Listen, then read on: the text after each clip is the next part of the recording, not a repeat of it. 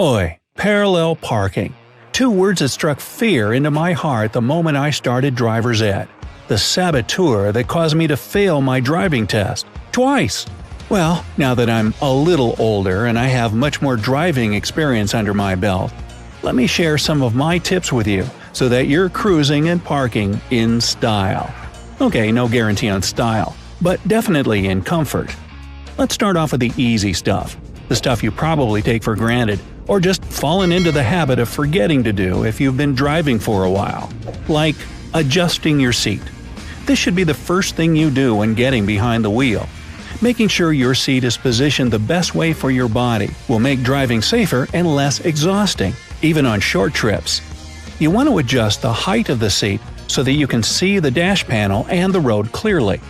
If you happen to be a bit on the shorter side and can't see over the dash even after doing everything the seat will allow, get a cushion or wedge to sit on. As for the seat's incline, keep it at about 100 to 110 degrees. I know it looks super cool when you're leaning way back like a boss, but again, comfort and safety over style, folks. The headrest should be adjusted so that your head is right smack dab in the middle of it. This will help prevent a bad neck injury in case of an accident. Next, mirrors. Starting with the driver's side, once your seat is adjusted, lean left and get as close to the side window as you can.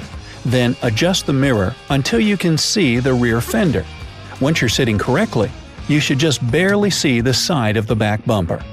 Moving on to the passenger side mirror, here you want to stay in the driver's seat and lean to your right until your head is just about in the middle between the two front seats. Now adjust this mirror so that you can see the back fender too. Again, when you move back to a normal driving position, you should just get a glimpse of the side of the rear bumper. Finally, we get to the rear view mirror. I know, it's beginner stuff, but this mirror gets bumped and repositioned all the time. It's always a good idea to take just a second to adjust the rear view mirror and make sure it shows a perfectly centered view of your back window. One last thing before we get to the parking tips.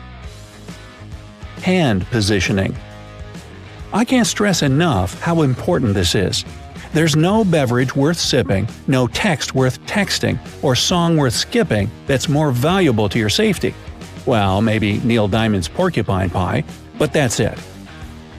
Jokes aside, make sure you can clearly see all the instruments on the dash and have at least a foot of space between it and your body. Your hands should be slightly lower than your shoulders and placed on the wheel at 9 and 3. Oh yeah, the old steering wheel clock analogy? Imagine the wheel like the face of a clock, not the digital kind on your phone, but the old-fashioned analog types. Ask your grandpappy about it. Left hand at 9, right hand at 3, and there you go. You might prefer 8 and 4, and that's okay too. Just remember that the old 10 and 2 position they used to teach is no longer the go-to, because in the event of an accident, the airbag can send your hand shooting right into your face. And what sounds like the most epic facepalm ever is pretty serious. You can break bones. Alright, Brightsiders, on to parking. Cue the horror music. Okay, before we get to the ultimate challenge of parallel parking, let's start with 45-degree parking. You need this trick whenever you pull into a parking lot and the spots are kinda slanted, hence the whole 45-degree thing. First, make sure you're going down the aisle the right way. The spots should be slanted down toward you, not away from you. Hey, I've seen people try to park their car after coming in from the wrong direction, and it's an embarrassing struggle to say the least. Next, move to your left as far as you can.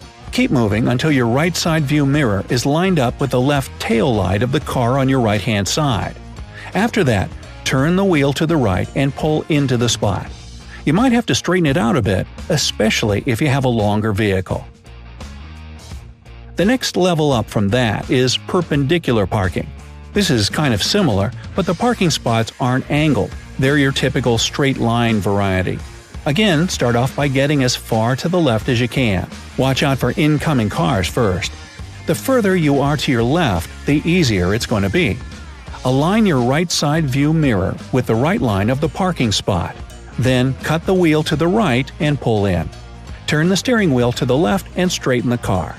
If you follow the right mirror with right line trick, you shouldn't have to back up and straighten the car out too much. Next up, backing into a parking space. I feel like there are two types of parkers in this world: those who pull in and the ones who always back in. And that one guy named Peter who walks around in a spider costume. You know, Peter Parker parked a pod of prickly Priuses. Which type are you? I'm probably a little bit of both, depending on the circumstance. Anyway, first locate the spot you're going to back into and drive 2 spots past it. Then, and this is crucial, make sure drivers around you know what you're about to do. Flip on your blinker, and before going into reverse, make sure to look out for oncoming vehicles from the front and approaching ones from the back. Check your mirrors. They're nice and adjusted for you now, right? And make sure everything's clear. You can now throw her in reverse. Now turn your steering wheel to the right and slowly accelerate backward. Continue moving back and start to straighten the steering wheel as soon as your rear wheels are in line with the parking spot. Keep checking those mirrors so you don't hit any cars next to you. Once you get yourself aligned in the spot, straighten your steering wheel and continue backing up until the front of the car is lined up with the others in the row. Also, be careful not to continue in reverse so you don't crash into the curb or parked car behind you. Finally, put her in park and you're good to go. And last but not least, drumroll please. The type of parking that studies have actually shown 3 out of 10 drivers will park over a mile from where they need to be just to avoid having to do it. It's even an actual condition. Parallelophobia, the fear of parallel parking.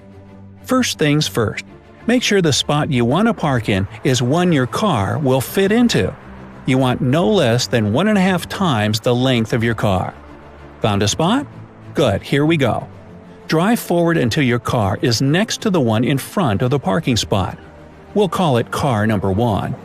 Now look over your right shoulder through the lower corner of your back window and drive backward in a straight line.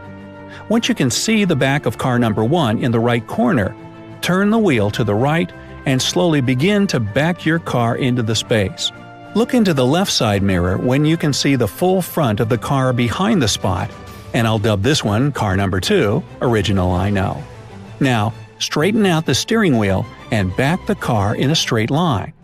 Using the right side mirror, when you see the taillights on car number 1, turn the steering wheel left and you should be moving into the parking space. Check your nerves, breathe, you got this, and park your car parallel to the curb, giving car number 2 and yourself enough room to drive out. Again, if your vehicle isn't a standard size, you'll probably need to drive a little further before you start getting lined up. Now, was that really so hard? Yes, it was. But once I took parallel parking seriously and practiced a lot, I had it down pat. And wouldn't you know it, 3rd time was the charm and I got my license. I think I remember angelic music playing when they handed it to me, but that could just be my imagination. It's your turn now. What's something you were always afraid to learn to do? Let me know down in the comments. If you learned something new today, then give this video a like and share it with a friend. But hey, don't burn rubber taking off just yet. We have over 2,000 cool videos for you to check out. All you have to do is pick the left or right video, click on it, and enjoy. Park yourself on the bright side of life.